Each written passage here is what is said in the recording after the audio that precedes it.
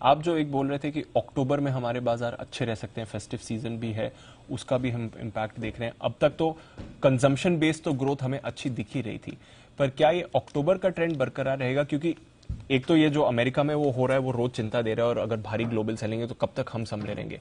दूसरी बात सर, कच्चे तेल का कंफर्ट चला गया है, क्योंकि कुछ समय पहले 85-84 डॉलर तक ये कच्चा तेल आ गया था, अब वापस उछलकर ये 98 डॉलर्स पर आ गया, जो 95 डॉलर्स के ऊपर की परेशानी की बात है, और साथ ही रुपया रिकॉर्ड निचले स्तर पर है। तो ये क्या अक्टूबर की पार्टी को खराब कर सकता है, ये जो नए फैक्टर्स वापस निकल कर आ गए?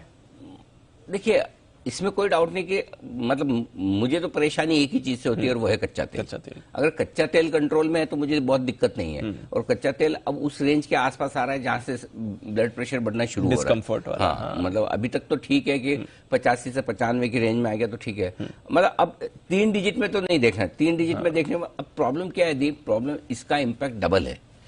एक, कच्चा तेल जैसे बढ़ता है आपके मतलब जो तेल खरीदने के पैसे ज्यादा देने रहे, ठीक है। दूसरा, रुपया हो जाएगा कमजोर।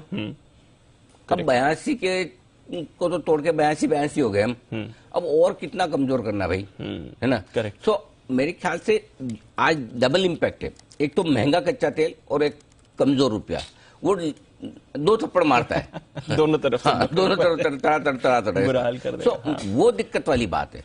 इसलिए और इस कच्चे तेल में एक खेल जो हो रहा है वो समझना जरूरी है, और ये खेल पूरा रशिया का। यस। इनको कैसे भी करके कच्चे तेल के भाव को नीचे बहुत एक लिमिट से ज्यादा आने नहीं देना है। समझो जो कुछ भी हुआ, ओपेक प्लस का 20 लाख बैरल प्रोडक्शन घटाने का फैसला, उसके बाद वो क्रीमिया में जो आपके ब्लास्ट हो गया, हाँ, जो उनका जो पुल था, ब्रिज था, जिसके पूरा रोड कनेक्टिविटी हुई थी, वो वापस इतना जल्दी रिस्टोर भी हो गया, ये बड़ी सरप्राइजिंग थी। आधा एक तरफ का टूट गया था। हाँ, तो भी मतलब कि सप्लाई पर मुझे समझ नहीं आया हुआ क्या। अच्छा, कोई बताने को भी तैयार नहीं कि किसने किया, क्यों किया। करेक्ट। सो आई थिंक किसी न किसी तरह से सप्लाई डिस्ट्रप्शन वाली जो चीजें है ना, वो खत्म नहीं हो रही। पिछले हफ्ते हम वो 3 जगह से 4 जगह से गैस लीक की बात हुई थी। अब वो क्यों हुई, किसने की, क्या, वो मामला वापस ढक गया।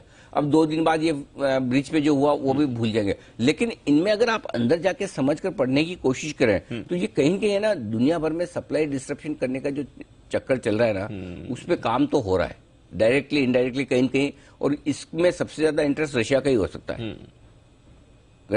सो आई थिंक वो रशिया वाला मामला जब तक नहीं निपटता ना, तब तक ग्लोबली आप दिल खोल के कभी तेजी कर ही नहीं पाएंगे।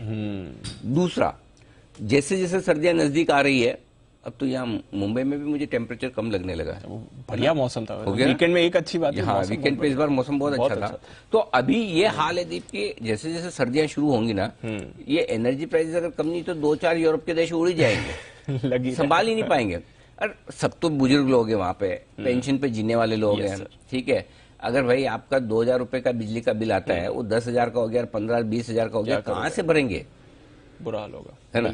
और अब आप भर ही नहीं सकते, और सबसे एसेंशियल चीज है आपकी एनर्जी, तो वो तो चाहिए। सो आई थिंक यूरोप बड़ी मुश्किल वाली सिचुएशन में, और मुझे लगता है कि रशिया अब और पता नहीं क्या हासिल करना चाहता है यूक्रेन के युद्ध से। अब आई डोंट नो कि सबसे घुटने पे लाके माफी मंगा के पुतिन साहब बोलेंगे अब छोड़ूंगा, भगवान जाने, बाकी तो उनको जो लेना था उन्होंने ले लिया, सब कुछ हो गया। सो आई थिंक जब तक ये रशिया वाला मामला पूरी तरह से नहीं निपटेगा ना, तब तक यूरोप, और अगला अगर दिक्कत वाला मामला, ये दीप मैं पहले भी बोल रहा था, अब भी बोल रहा हूँ, इस बार भी देखो बैंक्स की भी बात आई तो कहां से आई? यूरोप से आई। क्रेडिट स्विस वगैरह, डॉइचे वगैरह अमेरिका से नहीं आई। सो इस बार प्रॉब्लम जो है ना, वो अमेरिका नहीं है, यूरोप है। सो आई थिंक थोड़ा सा वहां सावधानी रखें, बट ओवरऑल ठीक है। ये तो दुनिया भर है, इतनी बड़ी दुनिया है, कुछ ना कुछ रोज चलते रहेंगे, गिरते रहेंगे, पड़ते रहेंगे, ज्यादा डरने की जरूरत है नहीं। अक्टूबर का महीना है, इवेंचुअली अच्छा होता है, वॉलेटिलिटी रहेगी ग्लोबल मार्केट्स की वजह से, लोकल आउटलुक अपना डायरेक्शन क्लियर है, बाय ऑन डिप्स का मार्केट है।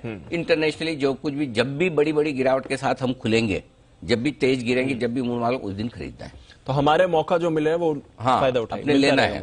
हाँ, फर्क इतना ही है कि जब जब एक अच्छी उछाल मिले, थोड़ा प्रॉफिट बुक के हल्के भी होते हैं। ट्रेडिंग वाला मार्केट है, एक तरफा वाला मार्केट नहीं बन रहा, और बस उतनी ही इश्यू है, और कोई दिक्कत नहीं। 250 पॉइंट देख के एकदम ऐसा कोई मुंह फुला के मत बैठ जाइए कि खत्म हो गया। अभी 16,700 भी तोड़, आज सब आपको सुनने को मिलेगा, 16,750 के भी नीचे जाएगा, नई रिस्क खुल जाएगी। खुलेगी तो आज तो नहीं खुलेगी, चिंता मत करिए, ऐसा कुछ नहीं है।